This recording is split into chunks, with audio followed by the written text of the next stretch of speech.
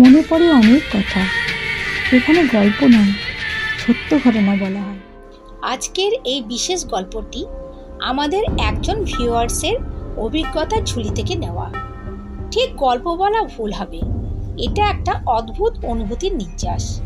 আমরা যখন আমাদের চেনা পরিচিত গণ্ডির বাইরে পা রাখি, তখন মাঝে মধ্যে এমন কিছু মানুষের বা পরিস্থিতির মুখোমুখি হই যা আমাদের মনের কোণে দীর্ঘস্থায়ী এক ছাপ ফেলে যায়। আসলে আমাদের চারপাশে এমন অনেক অদৃশ্য অস্তিত্ব থাকে যাদের জীবন দর্শন আমরা হয়তো কখনো পুরোপুরি বুঝে উঠতে পারি না। তারা ভিড়ের মাঝে থেকেও একা, আবার একাকিত্বের মাঝেও হয়তো খুঁজে পায় কোনো গভীর সত্য। সেই অদৃশ্য সত্তাটি আর সেই কুয়োর তলার নির্জনতা সবই আর স্মৃতির পাতায় বন্দী।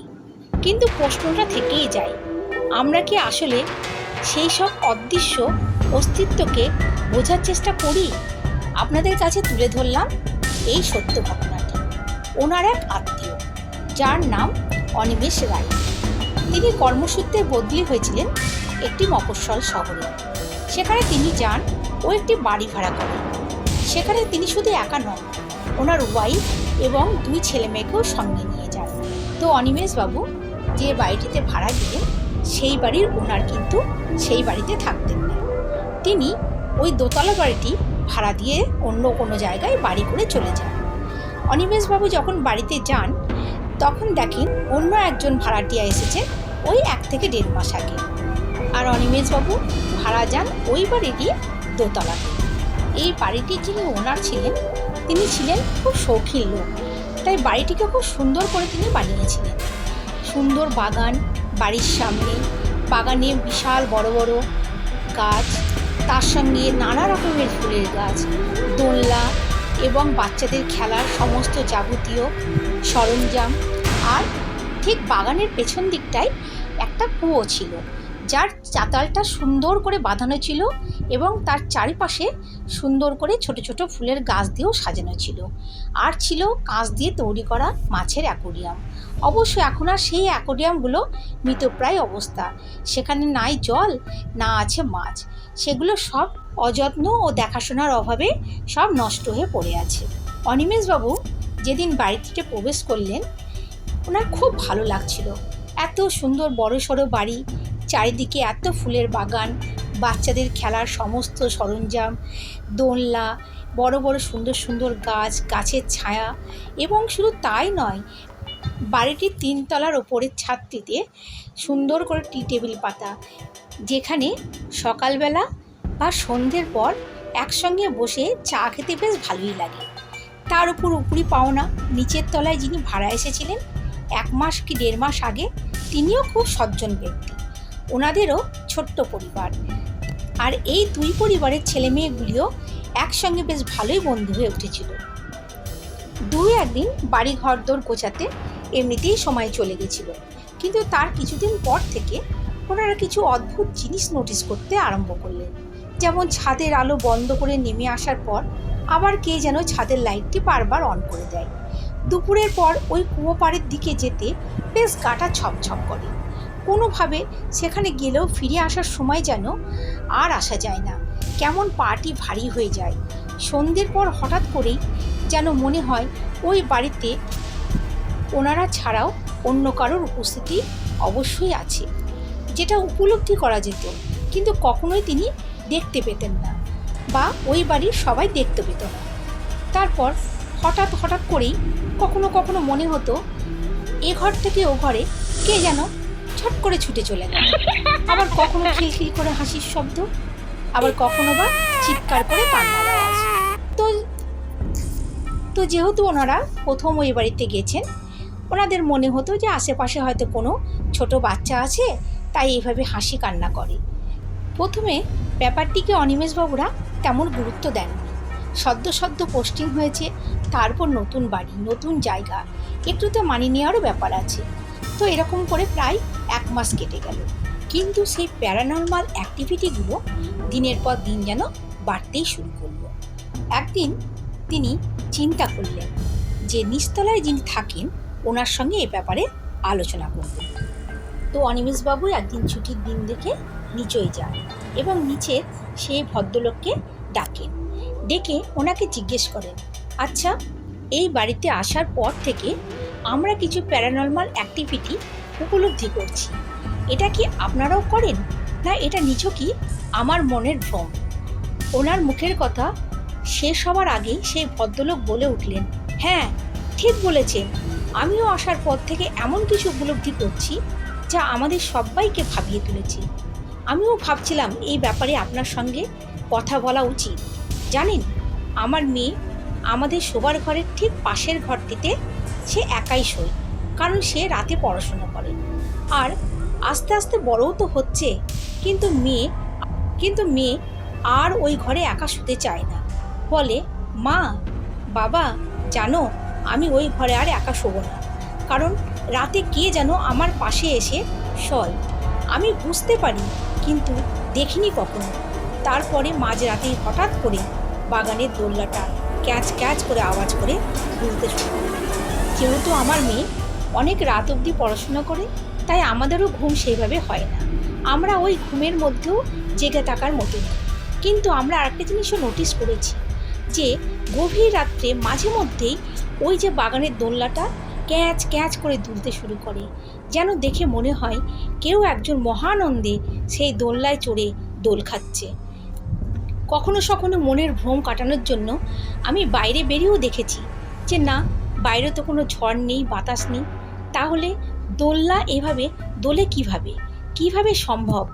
প্রথম দিকে আমিও তেমন গুরুত্ব দিইনি, কিন্তু আমার মেয়ে যেদিন থেকে বলেছে যে ওই ঘরে ও একা শুলে কে যেন রাত্রিবেলায় এসে ওর পাশে শোয়, এর ঠিক কিছুদিন পরে ওই অনিমেষ বাবুর ছেলের বার্থডে আসে। তো হ্যাপি বার্থডে উপলক্ষে প্রচুর লোকজন নিমন্ত্রণ করা হয়। তার মধ্যে নিমন্ত্রিত থাকে ওনারই অফিসের কলিগ একজন ভদ্রলোক এবং ওনার স্ত্রী।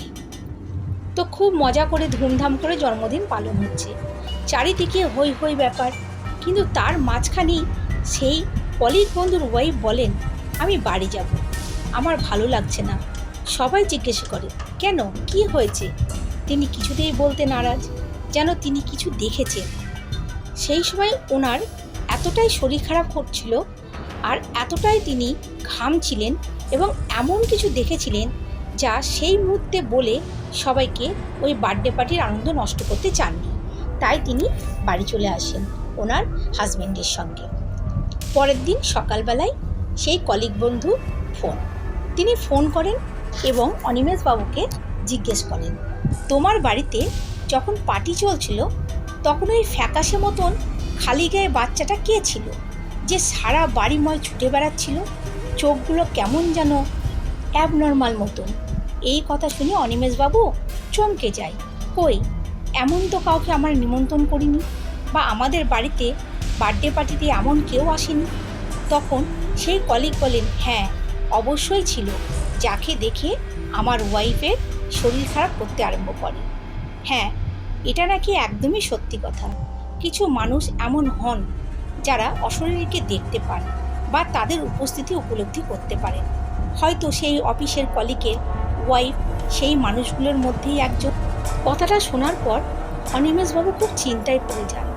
কিছুতেই আর সেদিন রাতে ঘুম আসে না। ওনার একটাই চিন্তা, তাহলে আমরা এতদিন যেগুলো ফেস করছিলাম তাহলে সবটাই ঠিক, তাহলে কি করে ফ্যামিলি নিয়ে এখানে থাকবো, এই কথা ভাবছেন আর জানলায় দাঁড়িয়ে বাইরের দিকটা দেখছেন। আর ঠিক এমনই সময় তিনি দেখলেন হঠাৎ করে সেই বাগানের দোলনাটা তুলতে শুরু করলো। কেউ যেন খুব জোরে জোরে দোল খাচ্ছে। তিনি ব্যাপারটা ভালো করে অবগত হওয়ার জন্য বাইরে বেরিয়ে এলেন বারান্দাতে। দেখে একটি বাচ্চা ছেলে দৌড়ে সেই কুয়োর দিকে চলে যায় এবং কুয়োতে নেমে যায়। আবার কুয়ো থেকে উঠে সামনের বাগানের দিকে ছুটতে কোথায় যেন অদৃশ্য হয়ে যায়। তারপর আবার কিছুক্ষণ পর তাকে কুয়োর উপরে বসে থাকতে দেখেন। তিনি তখন চিৎকার করে ওঠেন, সত্যি যদি ওটা কোনো বাচ্চা ছেলে হয়ে থাকে তাহলে তো বিপদ হয়ে যাবে। কিন্তু এত রাতে সত্যিই কি ওটা বাচ্চা ছিল নাকি কোনো অশরীরী? ওনার চিৎকার শুনে বাচ্চাটি কুয়োর ভেতরে লাফ মেরে দেয়। উনি নিচতলার ভাড়াটিয়াটাকে ডাকেন ও লাইট নিয়ে সবটাই পর্যবেক্ষণ করে ছুটে যান ওই কুয়োর দিকে, কিন্তু কই কিছুই তো আর দেখা গেল না। অবশেষে ওনারা দুজনে চারিপাশটা বেশ ভালো করে খুঁজে দেখলেন। সত্যিই যদি কোনো বাচ্চা ওখানে এসে থাকে, এবং কুয়োর ভেতরে টর্চ দিয়ে খুব ভালো করে দেখলেন, কই কেউ যদি কুয়োর মধ্যে ঝাঁপ মারে থাকে যেটা উনি দেখেছিলেন, তাহলে তো কুয়োর জলটা নড়বে। কই তেমনটি তো নয়। ওনারা দুজনে খুব চিন্তায় পড়ে গেলেন এবং বসে সিদ্ধান্ত নিলেন যে যে ব্রোকারের মাধ্যমে এই বাড়িতে ওনারা এসেছেন সেই ব্রোকারকে ডেকে পাঠানো দরকার। পরের দিন সকালবেলায় ওনারা দুজনেই সেই ব্রোকারকে ডেকে পাঠান এবং এই সমস্ত ঘটনা এতদিন জুড়ে ওনাদের সঙ্গে যা যা হচ্ছিল ওনার কাছে খুলে বলেন। কিন্তু ওই ব্রোকার বলেন, না না, এগুলো আপনাদের মনের ভ্রম, এগুলো এমন কিছু না, এ সামান্য ব্যাপার, আপনারা নতুন জায়গায় এসছেন তো তাই হয়তো এমনটি মনে হচ্ছে। তো ওনাদের একটাই কথা, অনিমেষবাবু তখন একটা কথাই বললেন, ঠিক আছে, আমার ভুল হতেই পারে, কিন্তু আমার নিচতলায় যে দাদা থাকেন ওনারও কি একই ভুল হবে? দুটি মানুষের একই ভুল, এটা কি করে সম্ভব? তখন ব্রোকার এক অদ্ভুত দৃষ্টিতে ওনাদের দিকে তাকান এবং ঢোক গিলতে থাকেন। এইবার তখন অনিমেষবাবু আর ওই ভদ্রলোক তখন ব্রোকারকে চেপে ধরেন। ব্রোকারও নাছুর বান্দা, সে কিছুতেই বলবে না।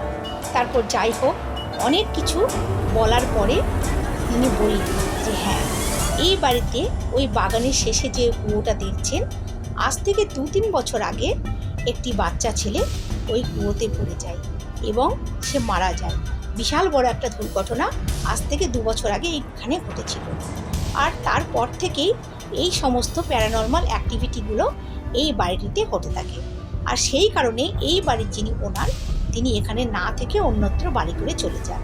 আর এই বাড়িটা তারপর থেকে ভাড়া দেওয়া হয়, কিন্তু যত ভাড়াটিয়াই আসে কেউ আর এখানে থাকতে পারে। হয়তো সেই ছোট্ট বাচ্চার আত্মাটি এখানে অশরীরী হয়ে ঘুরে বেড়াচ্ছে আর পুরো বাড়িটিময় সে রাজত্ব করে ফেলেছে।